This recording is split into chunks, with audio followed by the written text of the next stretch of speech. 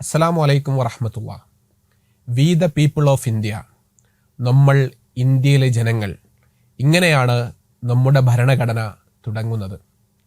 ഈ നാട്ടിലെ വിവിധ മതങ്ങളിൽ വിശ്വസിക്കുന്നവരും ഒരു മതത്തിലും വിശ്വസിക്കാത്തവരും ഈ രാജ്യത്ത് അവരുടെ ആശയ ആദർശങ്ങൾ പ്രാവർത്തികമാക്കുവാനും പ്രചരിപ്പിക്കുവാനും ഈ നാടിൻ്റെ ഭരണഘടന സ്വാതന്ത്ര്യം നൽകുന്നുണ്ട്. ബഹുസ്വരതയാണ് ഈ നാടിൻ്റെ മുഖമുദ്ര. ബഹുസ്വരതയിൽ നിന്നും ഏകശിലാത്മകതയിലേക്കാണ് ചില ആളുകൾ ബോധപൂർവം ഈ നാടിനെ കൊണ്ടുപോയിക്കൊണ്ടിരിക്കുന്നത്. ഒരു മതത്തെ പ്രത്യേകമായി എടുത്തു കാട്ടുകയും അതിന് ഭരണകർത്താക്കളും ഭരണ സംവിധാനങ്ങളും ഉപയോഗപ്പെടുത്തുകയും ചെയ്യുന്ന കാഴ്ച നാം കണ്ടുകൊണ്ടിരിക്കുന്നു. ഗാന്ധി വധം മുതൽ ബാബരി ധ്വംസനം വരെ ഈ രാജ്യത്തിൻ്റെ ബഹുസ്വരതക്കേറ്റ മുറിവുകളാണ്.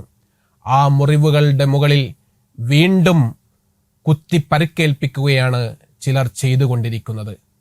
ഇന്ത്യക്കാർ എന്ന നിലയിൽ ഈ നാടിൻ്റെ ബഹുസ്വരതയെ തിരിച്ചു പിടിക്കാൻ നാം ഒന്നിക്കേണ്ട സമയമാണിത്. ഇവിടുത്തെ മുസ്ലിമീങ്ങൾ എന്നും ബഹുസ്വരതയോടൊപ്പം ചേർന്ന് നിന്നവരാണ്. ധനികനായ മരുമകൻ ഉസ്മാൻ റളിയല്ലാഹു അൻഹു ഉണ്ടായിട്ട് പോലും അയൽവാസിയായ ജൂതന്റെ അടുത്ത് ചെന്ന് പടയെങ്കി പണയം വെച്ച് ധാന്യവും വിളക്കിനുള്ള എണ്ണയും വാങ്ങി രാത്രി കഴിച്ചുകൂട്ടിയ പ്രവാചകൻ സല്ലല്ലാഹു അലൈഹി വസല്ലമയിൽ ബഹുസ്വര രാജ്യത്ത് ജീവിക്കുന്ന നമുക്ക് ഉത്തമമായ മാതൃകയുണ്ട്. പ്രയാസങ്ങളും പ്രതിസന്ധികളും നമ്മെ ബാധിച്ചേക്കാം. ആ സമയത്ത് നാം ആലോചിക്കേണ്ടത് വലാ തഹ്നു വലാ തഹ്സനു അൻതുമുൽ അലൗൻ ഇൻ കുൻതും മുഅ്മിനീൻ. നിങ്ങൾ നിരാശപ്പെടുകയോ ദുഃഖിക്കുകയോ ചെയ്യരുത്.